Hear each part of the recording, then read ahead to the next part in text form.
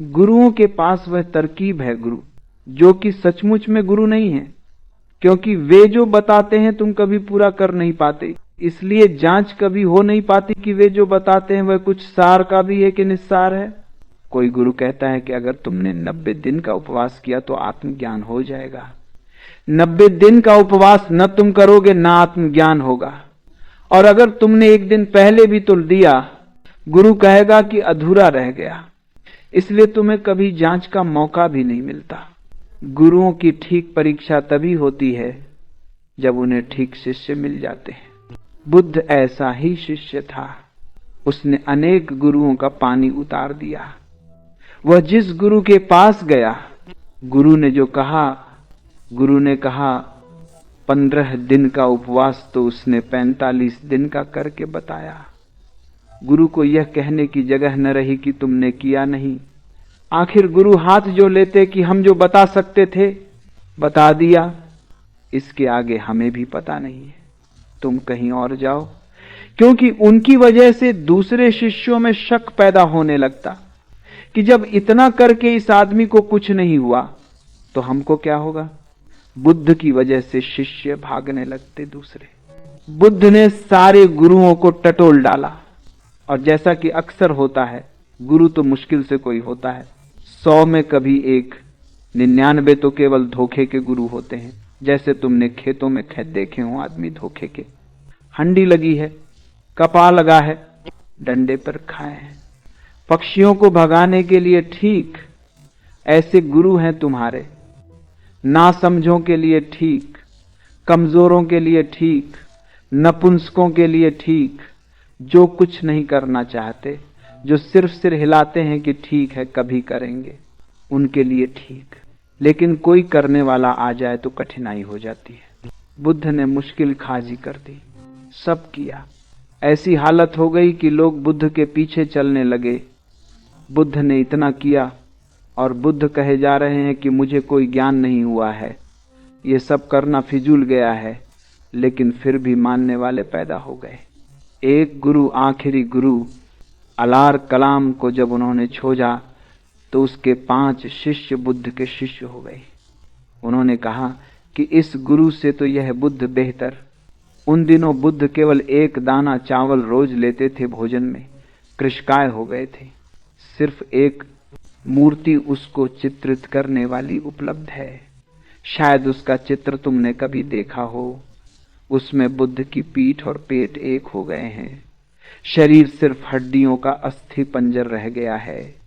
एक एक हड्डी तुम गिन सकते हो, सब चर्बी खो गई है, खून सूख गया है, सिर्फ आंखें भर जीवित मालूम पड़ती हैं, सारा मुंह ढंस गया है, सिर्फ चंभी और हड्डियां बाकी रह गई हैं।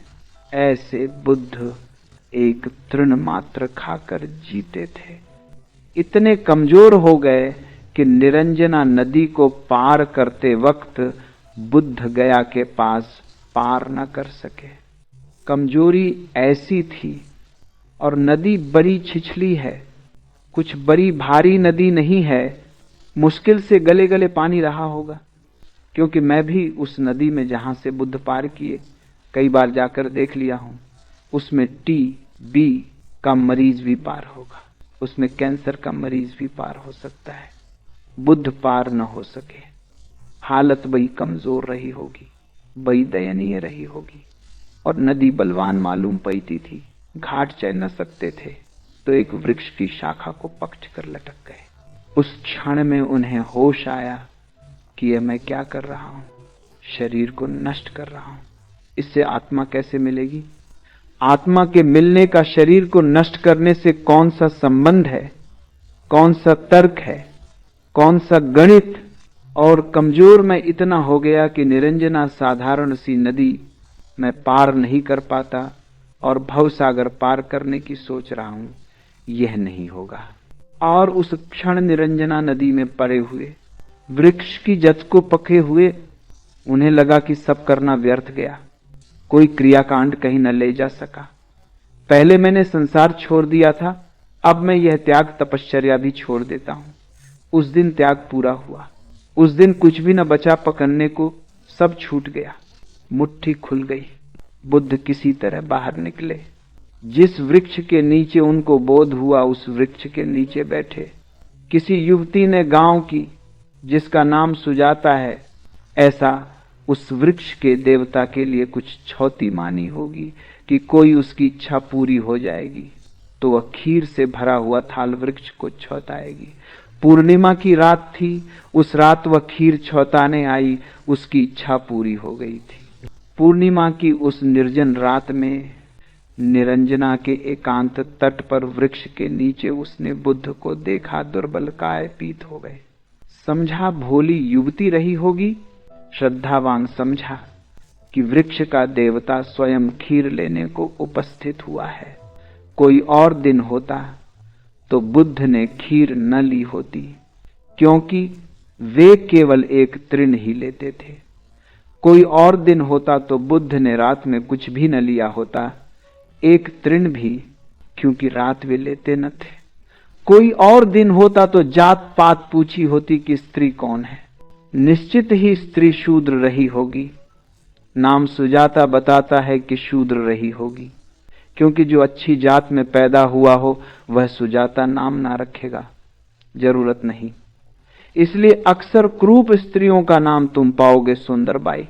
सुंदर स्त्री को कोई सुंदरबाई नाम देता? जनचिती नहीं बात, बैठती नहीं बात।